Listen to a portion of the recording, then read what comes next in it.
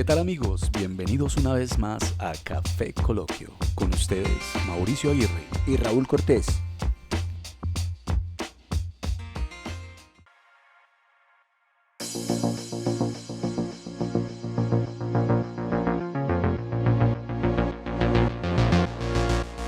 Cuando uno cede en su alma, deja de ser uno para ser como la masa.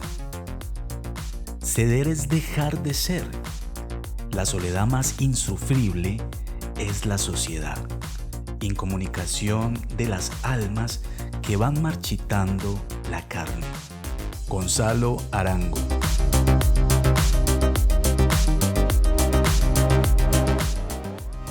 ¿Qué tal, Raúl? Bienvenido. ¿Cómo has estado? ¿Qué tal, Mauricio? Bien. Muy bien. Bonita la poesía de Gonzalo Arango. Interesante, Gonzalo Arango. Poeta nadaísta. Nadaísta antioqueño. ¿Nos servimos un cafecito entonces? Sirvamos el café. Bueno, Raúl, bien interesante el tema de hoy. Vamos a hablar acerca de la normalización de lo inadecuado, el tema de lo inadecuado, de lo dañino, de lo inadecuado.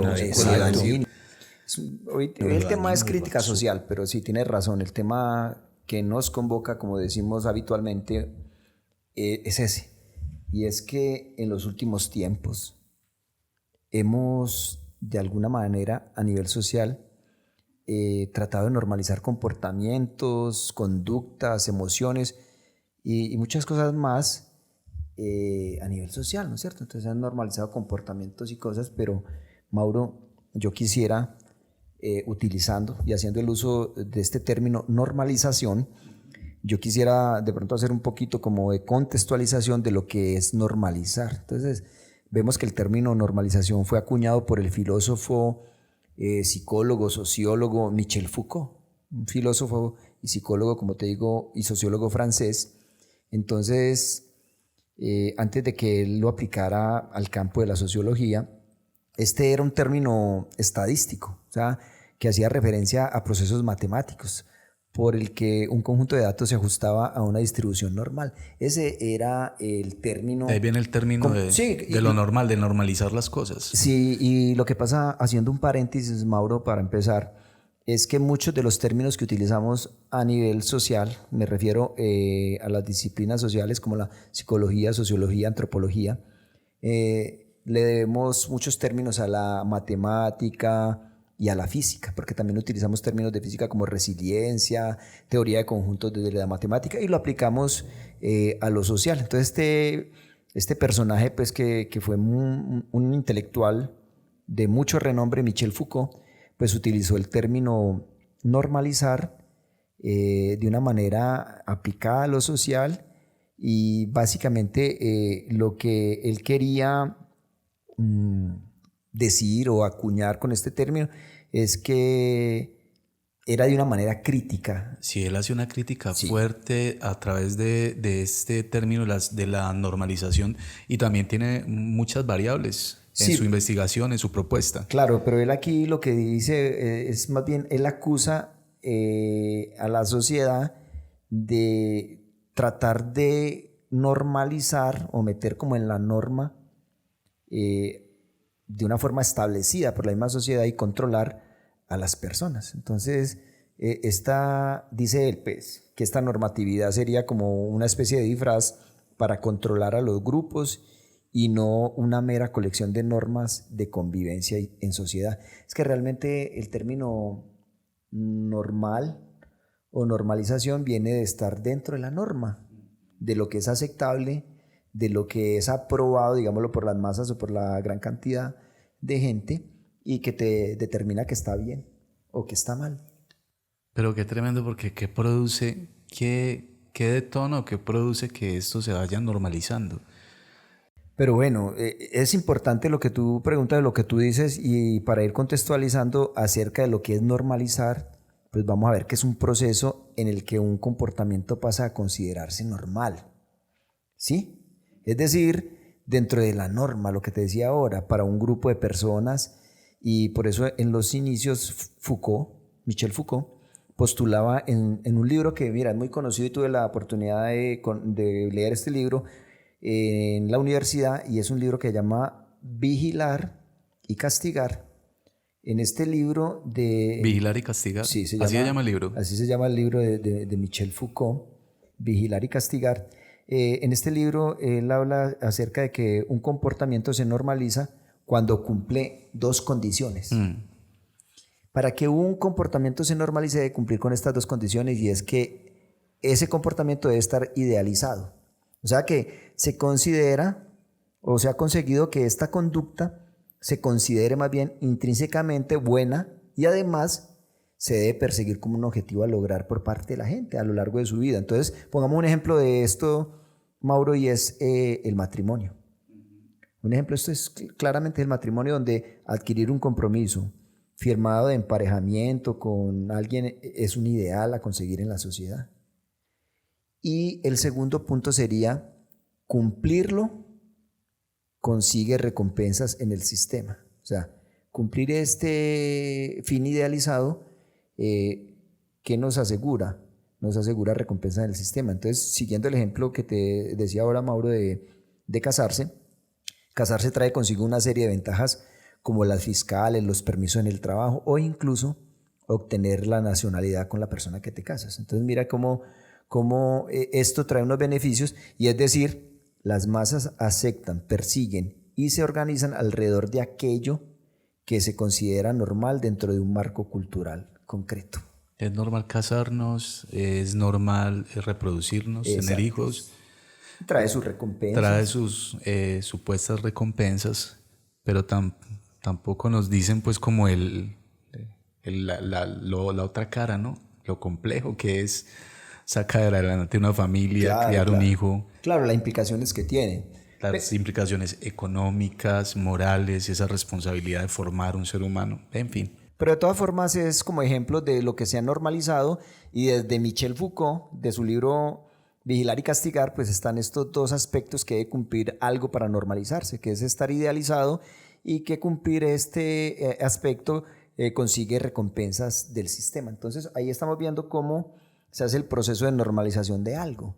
Pero Mauro, yo quiero que a modo de crítica social entremos como a mirar aquellas cosas que se han normalizado, pero que realmente son inadecuadas, dañinas, absurdas, como tú decías ahora.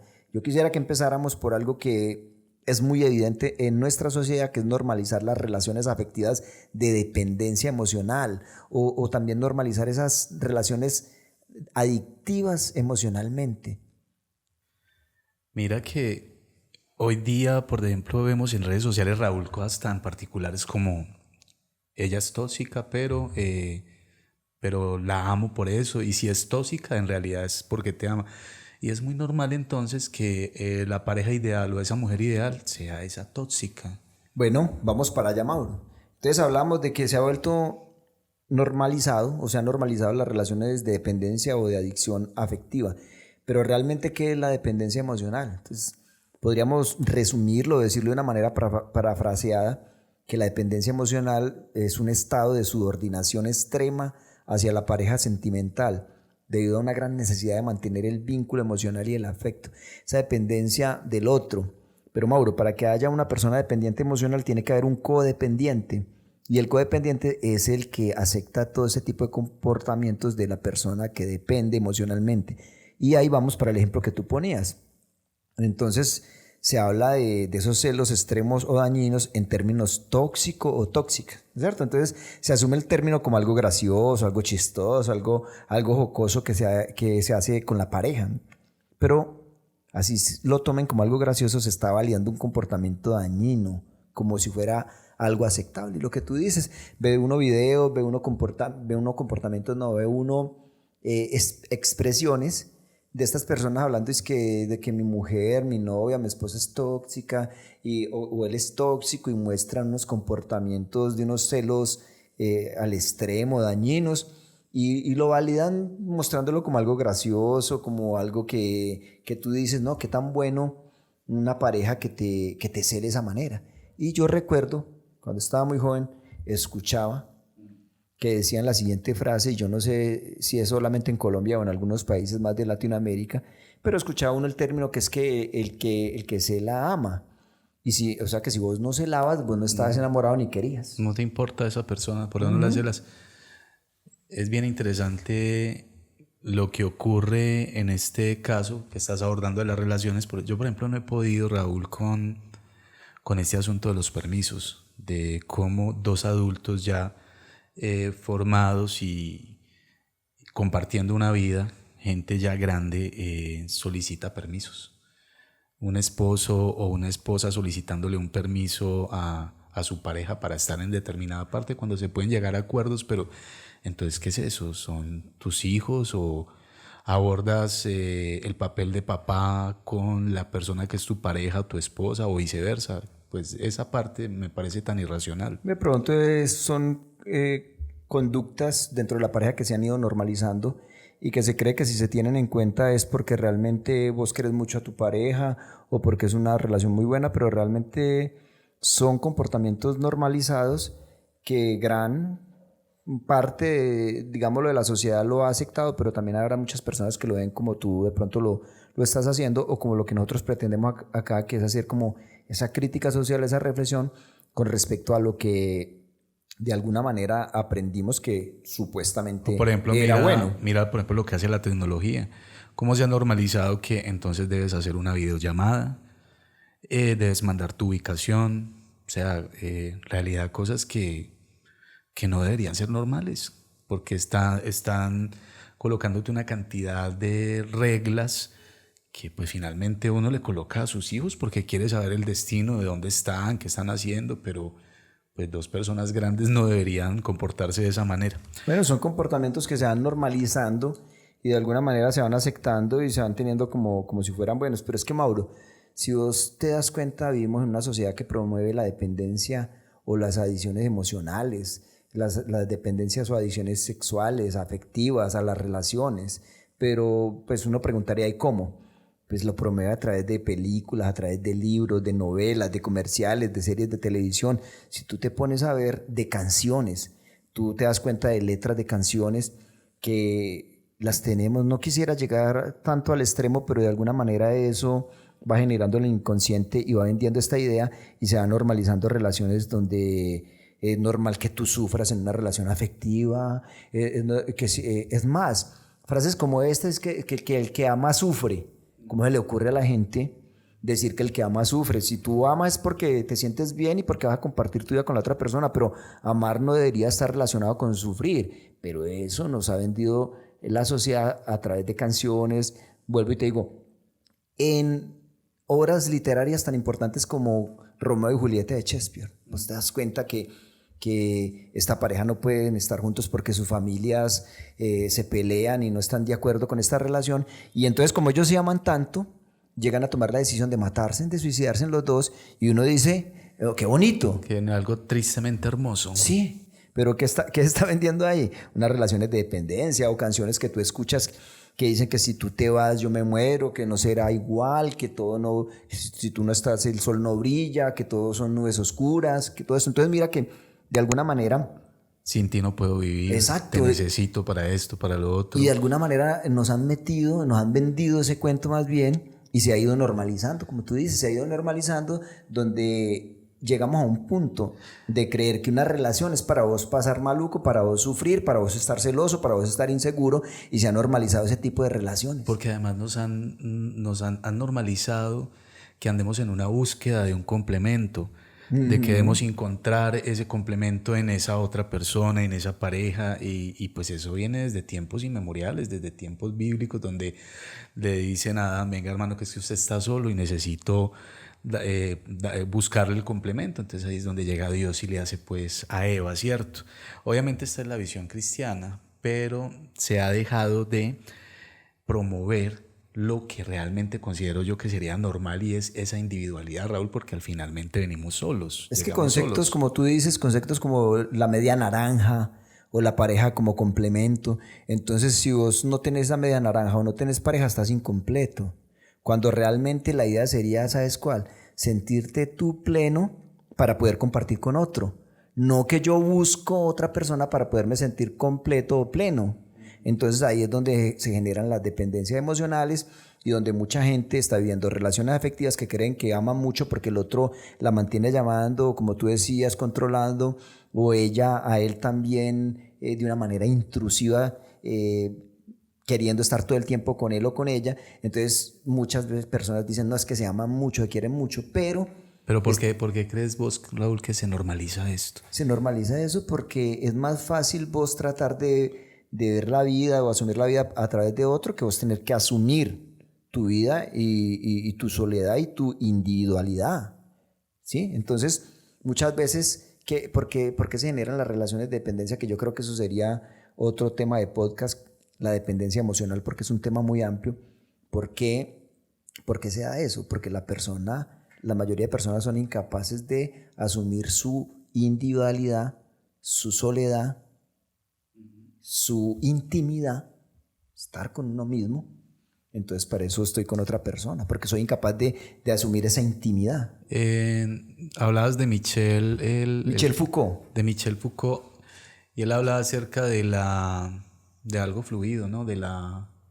Y es como esto se desarrolla para controlar las masas. Bueno, no, ese es el biopoder. Biopoder. Que hablaba Michel Foucault. Pero cuando tú me hablas de el amor líquido, que también se ha ido normalizando, las relaciones líquidas, estamos hablando de Zygmunt Bauman. Zygmunt Bauman era un sociólogo polaco-inglés. Y este señor tiene unos libros que también le recomendamos acá a nuestros oyentes, que se llama El amor líquido, Política líquida, la sociedad líquida.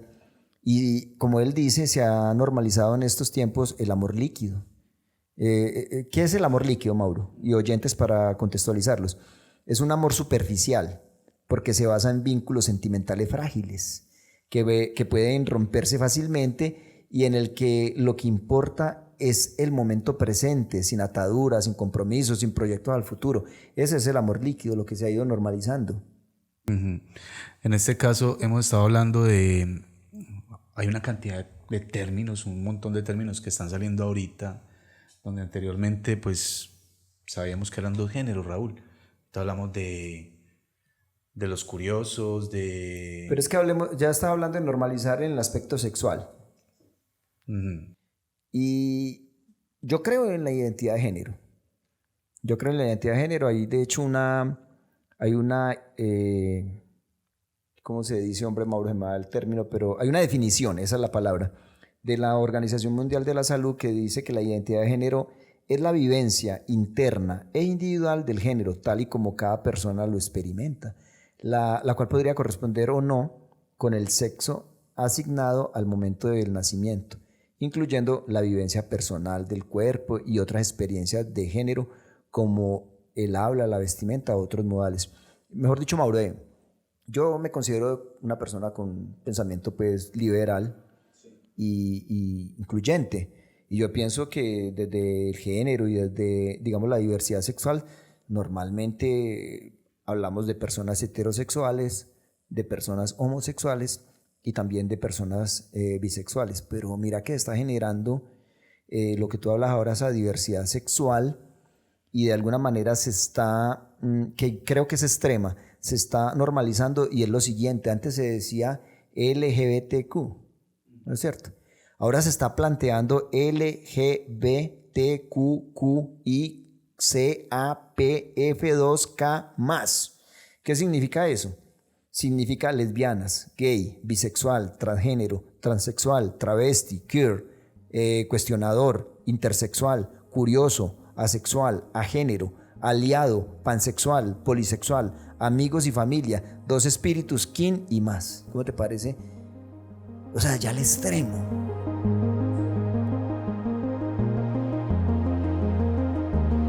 Incluso ocurren cosas como, por ejemplo, que la parte biológica ya no importa. De hecho, es cuestionada cuando es lo más natural. Total. Regirnos por lo biológico, ¿cierto? Entendiendo y siendo de mente abierta de que pues hay gente que tiene otro tipo de inclinaciones. Sin embargo, hay una línea muy delgada también en cómo a través de la historia se ha mutilado también el pensamiento libre del hombre. Claro. Tanto del hombre como de la mujer, como, este tipo de comportamiento no es adecuado para un hombre, o este tipo de comportamiento no es adecuado para una mujer, o que te toques tal área de tu cuerpo, pues no es lo que hacen los hombres, y pues yo creo que también se limita y se mutila la posibilidad de explorar una cantidad de sensaciones que puede llegar a tener la gente. Claro. Obviamente desde un punto de vista muy, siendo como lo decías ahorita, como muy abierto, muy dado a ser progresista referente a este tipo de exploraciones como incluyentes. Incluyentes. Pero sí, se ha ido, Raúl, normalizando incluso comportamientos violentos que hace un momento lo narrábamos y lo socializábamos antes de empezar a grabar el podcast, como en redes sociales esta chica llega y con un bate destroza, rompe los vidrios del carro de su esposo, su novio, su amante, lo que sea, y pues es muy normal y aceptado que ella lo hizo porque pues tenía celos y finalmente hasta lo celebran.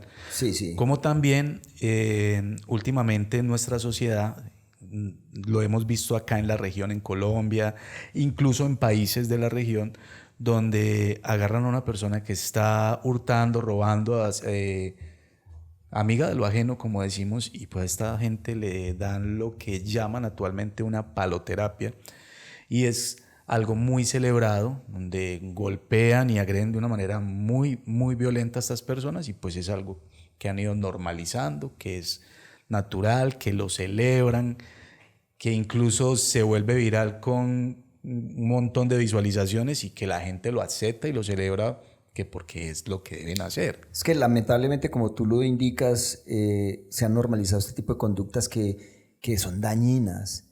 Y es que en las redes sociales la agresividad por diferencias, como tú mostrabas o como tú decías ahora, ponía el ejemplo, pero por diferencias políticas también, entonces ya la gente se siente en libertad y, como te digo, normalizan el tratar mal al otro, el insultar, el descalificar, con términos racistas, con términos denostativos. Entonces mira cómo se llega a normalizar ese tipo de conducta. Y lo que tú decías, en las calles me ha tocado ve uno en videos que montan en las redes sociales y me ha tocado verlo y vivirlo, y es que en las calles el agredir a un ladrón o delincuente, como tú decías ahora, la paloterapia o el linchamiento, la gente lo está validando y lo validan de tal manera que se sienten como en la libertad de que yo puedo golpear a ese otro cuando es un legítimo otro, así sea ladrón, que yo lo puedo golpear, que yo lo puedo maltratar porque es un ladrón y punto. Entonces mira cómo se van normalizando este tipo de conductas, ya que, como tú dices, lo celebran en las redes sociales, la gente aplaude, la gente dice que eso está muy bien. Entonces, en ese orden de ideas, ¿sabes qué me ha llamado mucho la atención también algo, Mauricio? Y es que cuando asesinan a alguien, que matan a alguien y de pronto se tiene dudas de por qué pasaría eso, pues mucha gente utiliza la expresión ¿quién sabe qué debería? ¿Quién sabe qué hizo? Y con esta expresión, ¿sabes qué están haciendo? Están validando de que por algo mataron a esa persona y que había un motivo para que lo mataran. Y que había un motivo y que es normal que lo hagan porque debía algo. Porque se normalizó. Sí, se normalizó ese término. O sea, ¿quién sabe qué haría? ¿Quién sabe qué debería? Entonces estamos normalizando ese tipo de asesinato, ese tipo de violencia. Pero también se ha normalizado, ¿sabes qué, Raúl? Se ha normalizado la pobreza, se ha normalizado la carencia de cosas, se ha normalizado el no tener un trabajo digno y estar en esa lucha por buscar un buen trabajo. Se ha normalizado el estar enfermo, se ha normalizado lo que realmente consideramos que es absurdo, pero sobre todo la pobreza. ¿Qué notas tú al respecto? Que normalmente normalizamos y somos de alguna manera repelentes los mismos pobres con los pobres. Eso se llama porofobia. Porofobia. Que es la fobia hacia la gente desvalida, la gente pobre, pero de los mismos pobres también. De los mismos pobres también. Qué tremendo, ¿no? Sí. Son cosas que van normalizando que la gente va aceptando poco a poco, pero ¿sabes qué? A mí me parece muy interesante una ilustración que hay acerca de cómo la gente se va normalizando y no se da cuenta. Mira, no es una anécdota, es un ejemplo gráfico que ponen, y es la rana en el jacuzzi. ¿No te parece que si tú coges una rana y la metes en agua caliente, ella salta de una porque el agua la quema? Pero si usted pone esa rana en una olla con agua fría, en una estufa y va subiendo la temperatura, el agua va subiendo, la rana se va aclimatando, se va adaptando a la temperatura del agua, y el agua sigue subiendo y la rana no se mueve hasta que la rana termina cocinada. Así es. Y eso pasa con la normalización de cosas. Y es es un experimento no hipotético, es real. Real, claro. Eso lo han hecho. Sí, y la rana termina hirviendo. ¿Por qué? Porque de a poquito se fue adaptando hasta que murió cocinada. Y así pasa con la normalización. Vamos viendo que la violencia en redes es normal, que es normal que yo trate mal al otro, que es normal que yo sea celoso, que es normal que yo tenga comportamientos machistas, que es normal que yo tenga X comportamientos cuando estás afectando a otras personas. Mira cómo han normalizado sobre todo esos comportamientos violentos, y no solamente de parte del género masculino hacia el género femenino, de cómo el hombre golpea a la mujer, que es algo muy reprochable, pero mira que era muy normal, recuerdo yo cuando era niño, que en las novelas, cuando una mujer tenía una discusión con su novio, con su esposo, le soltara una cachetada y era algo muy normal. Sí. Era normal que esto lo hicieran las mujeres y no era para nada violento. Incluso todavía no se considera algo violento. Una mujer va soltando una cachetada así porque sí. Es que hay experimentos sociales que han hecho en las calles y me parece increíble que obviamente estamos en desacuerdo con toda expresión violenta, y de hecho estamos diciendo que no se debe normalizar, pero han hecho experimentos sociales donde una mujer está siendo maltratada por un hombre y se mete gente a ayudarla, pero cuando muestran el caso contrario, una mujer que está golpeando a un hombre, nadie interviene. Entonces mira que se ha normalizado ese tipo de conductas que a la postre son muy negativas, son dañinas. Nadie debe agredir a nadie, porque la idea cuál es, como hemos dicho acá, la alteridad. ¿Qué es la alteridad, Mauro? Ver al otro como un legítimo otro, porque el otro soy yo. Entonces, en este orden de ideas, Mauro, también se ha normalizado, aunque ahora se está manejando ya, inclusive desde la legislación, se normalizaba el maltrato a los niños. Era normal que si cometió un error o algo, pegarle. Usted imagina con su esposa o con alguien adulto que también cometa un error, entonces usted le puede pegar también. Bueno, de hecho hay en este momento una cantidad de videos, Raúl, ya que traes ese tema a colación, donde hacen una crítica muy disimulada y a la final hasta muy frentera, donde hacen apología a la chancla y cómo con la chancla nuestras madres y padres criaron una gran generación. Claro. Y en ese orden de ideas y lo que tú estás diciendo, y uno que ha trabajado con grupos sociales, escucha uno expresiones como estas que se han normalizado tal vez en algunas generaciones, y pedimos disculpas si herimos susceptibilidades, como hemos dicho aquí varias veces, y es que expresiones como estas: yo soy lo que soy gracias al palo y al rejo que me dieron, o sea, la correa que me dieron. Imagínate uno validar y normalizar que es buena persona o es lo que es hoy porque le dieron bastante rejo o bastante palo o correa.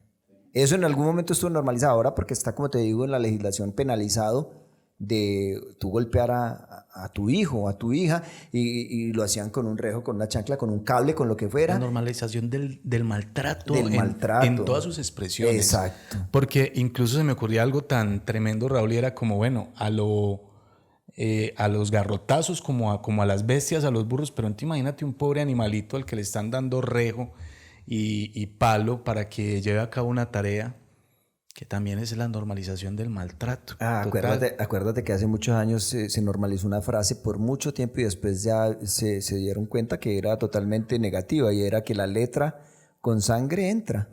¿Cuánto tiempo estuvo normalizado? Mucho tiempo, pero bueno. Mauro, otro aspecto que me parece que se ha normalizado mucho es exponer la vida privada en las redes sociales, y entonces pasamos de lo privado a lo público. Hay gente que ha normalizado tanto mostrar a dónde va, qué hace, qué se come, en dónde está, qué compra, y sube fotos de los hijos menores de edad o una cantidad de cosas que a mí me parece que pertenecían a lo privado. Ya hemos pasado de lo privado a lo público. Pero mira que tú me haces acordar de algo muy interesante, y es un viaje que tuviste en moto al eje cafetero con Andrés. Sí. Y me cuentas que hubo un momento en que le dijiste a Andrés, no, no tomemos más fotos, Disfrutemos no de... filmemos más porque es que no estamos disfrutando. Sí, sí, sí, es verdad y tiene relación pues con lo que estoy contando y es que son experiencias que son tan personales. Si tú estás paseando y estás disfrutando de un ambiente, de un lugar, de una comida, de un espacio, de unas personas, pues es vivir el momento y disfrutarlo, ¿no es cierto? Está bien, tomaste una foto, es perfecto, pero ¿para qué? Y es una reflexión, ya si la persona que nos está escuchando lo hace y le gusta hacerlo, es algo muy personal, pero sí hay que tener en cuenta el normalizar, exponer nuestra vida privada y volverla pública, Hay que algo, creo que trae consecuencias no muy buenas. hay algo, Raúl, que se me ocurre en este momento y sé que no es de pronto nuestro objetivo porque somos un coloquio, pero me gustaría expresar lo siguiente y es cómo se van normalizando cosas tan absurdas. Por ejemplo, ahorita hablábamos de la precarización del trabajo, ¿cierto? De Sí. cómo es tan precario ahorita lo que nos ofrecen y aparte de eso la oferta como tal para las personas poder acceder a un buen empleo. Y en Colombia precisamente está Un llevando buen a cabo empleo. ahorita una reforma al trabajo y me sorprende mucho cómo personas que son en este caso obreros hacen una crítica a una reforma que pretende devolverles una cantidad de cosas que les habían quitado, como por decir algo, lo de las horas extras, y hay gente que dice, ¿cómo es posible que vayan a hacer esa reforma cuando esa reforma está a favor de estas personas? Incluso escuchaba yo un empresario hace poco que decía que en África les estaban diciendo que se vinieran, que los recibían con los brazos abiertos para que llevaran sus empresas de confección a África. Y este empresario decía, allá pagamos $136 al año a las personas. Entonces, que lo que está haciendo la reforma va a motivar a que estos empresarios se vayan para África o para estos países que les ofrecen básicamente una esclavitud.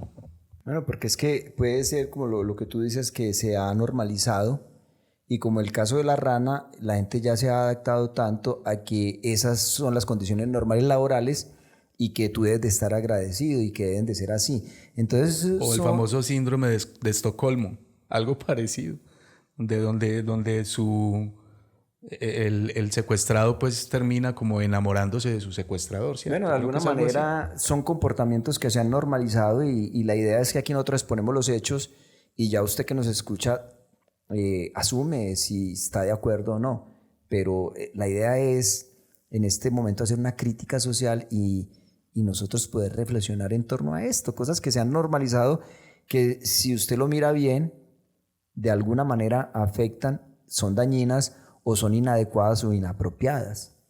Así es. Pero entonces, Mauro, para ir cerrando,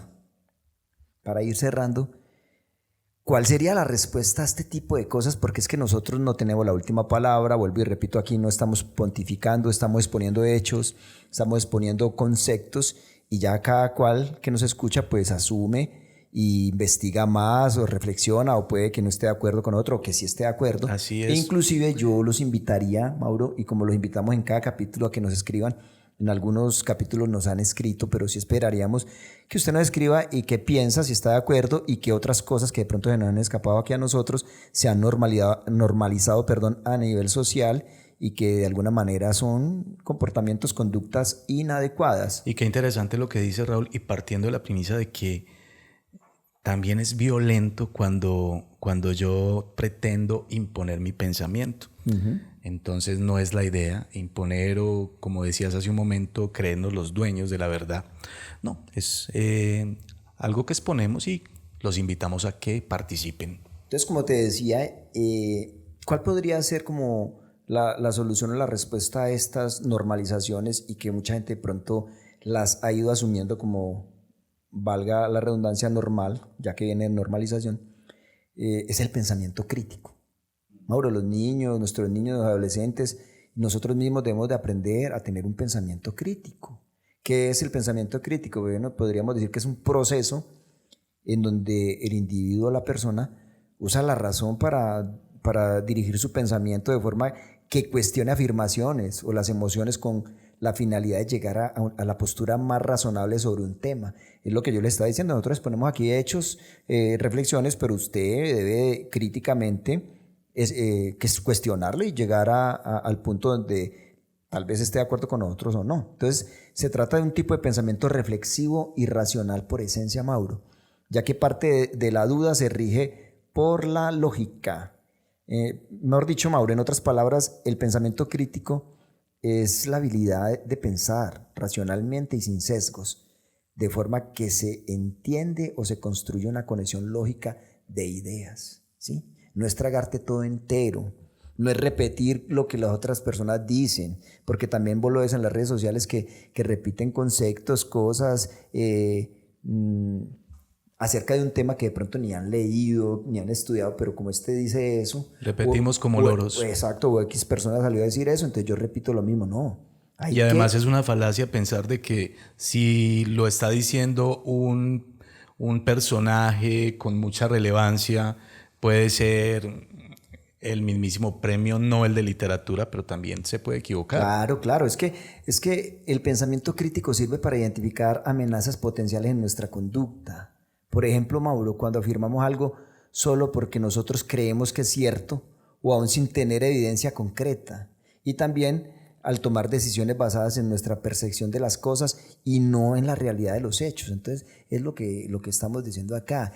Es tener un pensamiento crítico frente a las cosas, no repetir y por lo menos llegar y tener un acercamiento y no dejarnos llevar por algo que sucede y que sería tema de otro podcast, y es caer en los sesgos cognitivos, ¿sí? Y en las apreciaciones que ni siquiera he cuestionado yo ni he reflexionado, sino que simplemente repito. Me hiciste acordar del tamiz, del sedazo. El tamiz es una reflexión bien interesante de Sócrates. Bueno, Raúl, vamos llegando entonces al final de este episodio. Probablemente se nos quedan algunas cosas en el tintero, claro. Por eso invitamos a nuestros oyentes a que participen y que nos comenten qué se nos quedó por fuera, qué consideran ustedes que se ha convertido en algo que han ido normalizando y que no debería ser así. Raúl, nos vemos y nos escuchamos en un próximo episodio. Listo, Mauro, hasta pronto. Hasta pronto.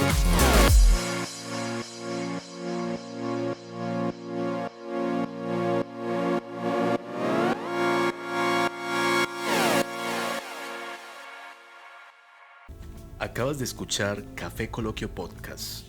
No olvides suscribirte en nuestras redes sociales. Nos puedes encontrar en Facebook como KFE Coloquio Podcast y en Instagram igualmente como KFE Coloquio Podcast. No olvides buscarnos también en YouTube y recuerda que estamos en las principales plataformas de streaming. Hasta un próximo episodio.